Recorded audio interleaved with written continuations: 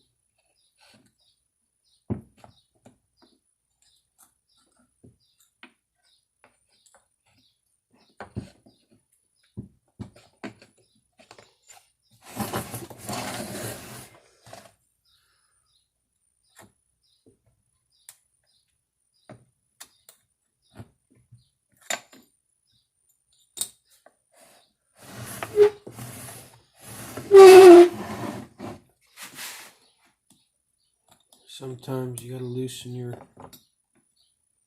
clamp up a bit more. Get back on.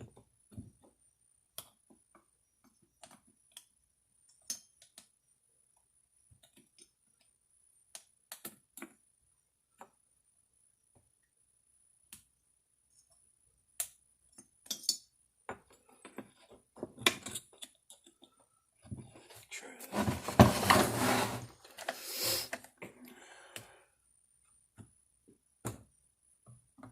There.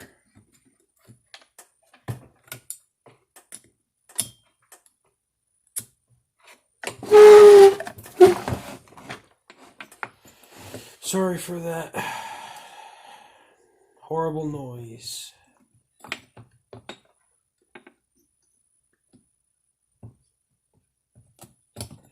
It's the only problem with these West Coast dogs. They like to make a lot of noise on laminated wood.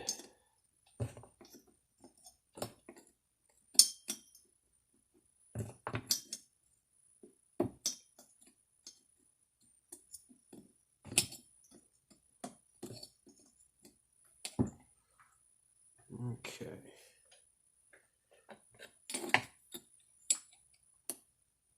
So that's all. Alright. Then put your cylinder bolts back on.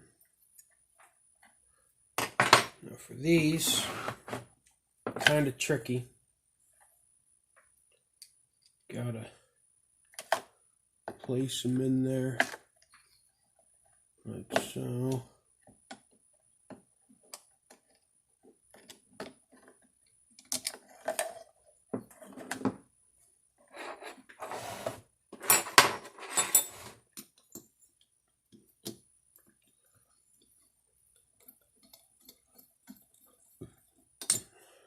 One.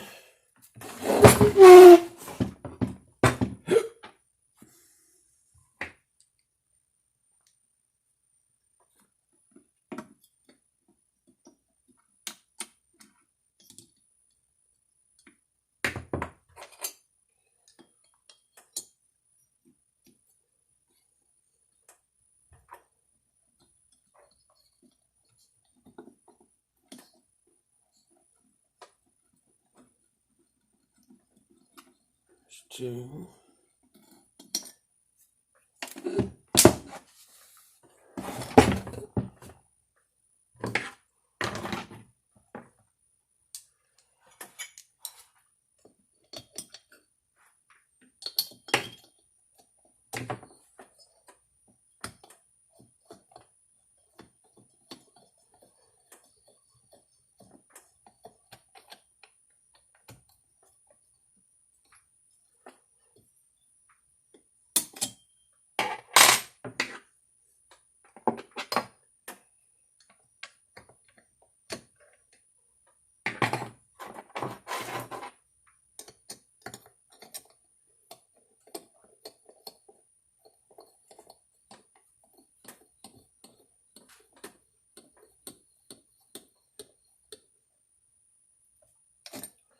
Okay. Then to tighten up the bolts, just do a star pattern. Get them just decently snug.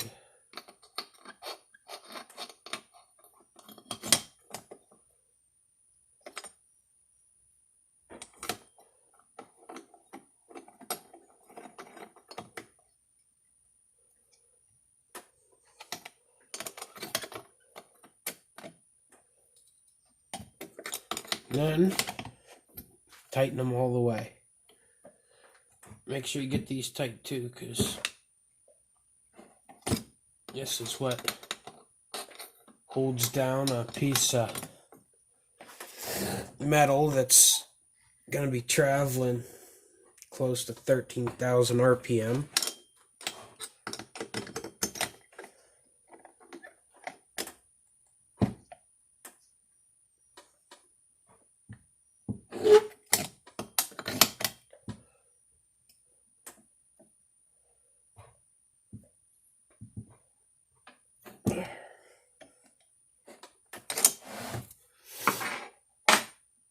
Okay. Throw your spark plug back on. Make sure it's clean enough to in there.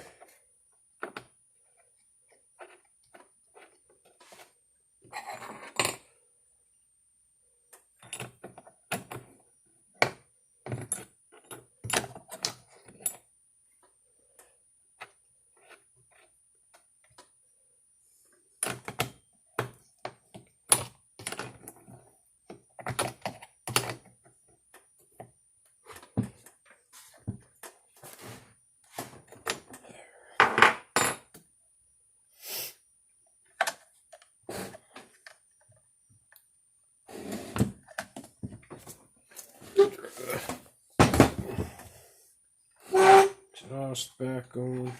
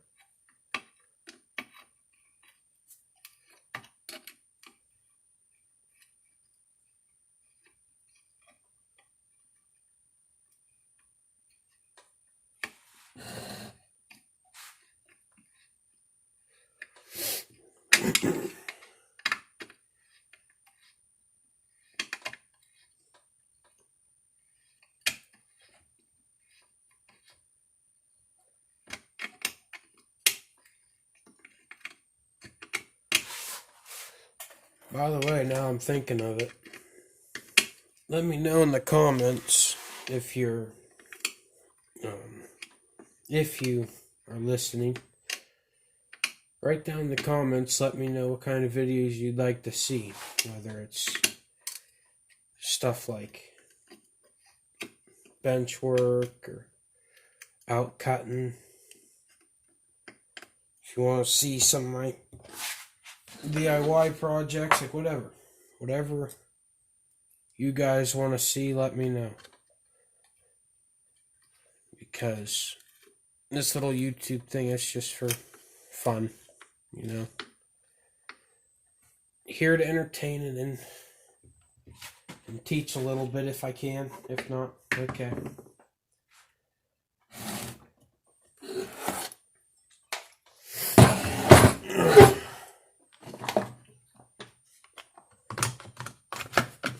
Yeah, cover on.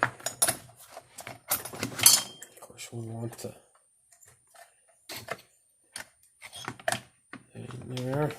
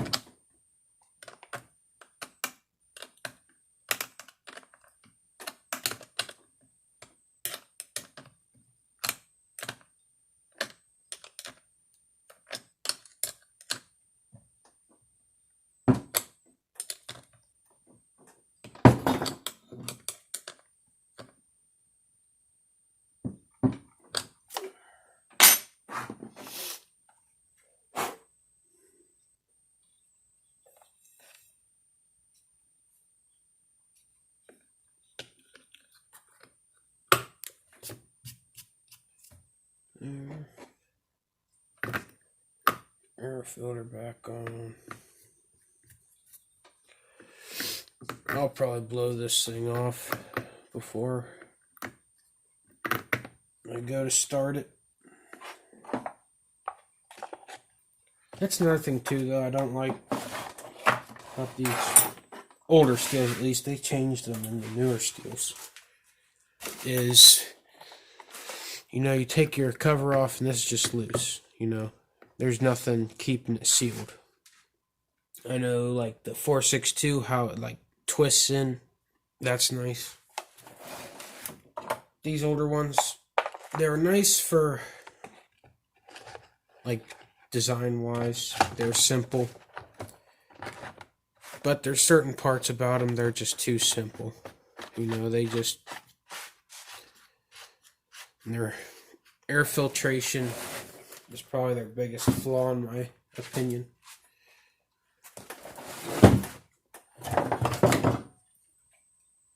And I don't... And if you like steel, you know, that's fine. It's just, from my experience, Husky's always been better. I've found to be less problems. There just seems to be certain features about them that seem to outperform the steel, and their air filtration's one of them. You know, they're just... I could open up one of my Husqvarnas after 3 full days of cutting. There'd probably be just the tiniest little bit of dust in there, if anything. But steels, on the other hand, there's always something in the air filter after you cut. That's just my view on it. Also,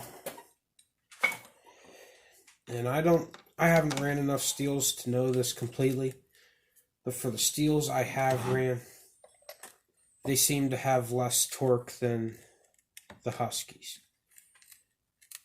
And for someone like me, I want a saw that's going to have a lot of torque.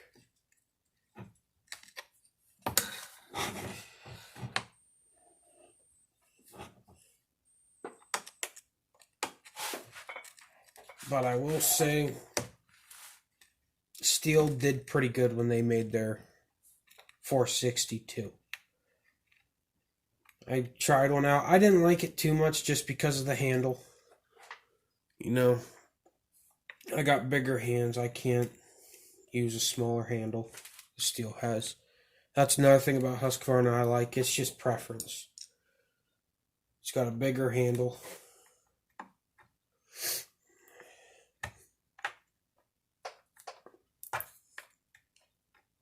But I mean, but if you just look at the specs though on Steel when it comes to like their power to weight ratio, their speed, like their 462s are very nice.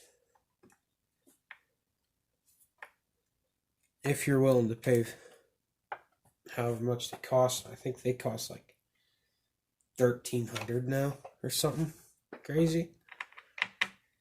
Which, you know, if you like Steel, that's all you buy, great. You know. But just for me, $1,300 for a saw, okay. Either Steel 462, $1,300. I can find a Husqvarna, their newer 585 or 592 for the same price. And it's just, for the same price, you get a bigger saw.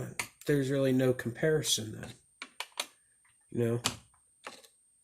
Like, then it's like 462 versus Husqvarna 592. Well, obviously the Husky's gonna win. It's like, what, 20 cc's bigger, if not more.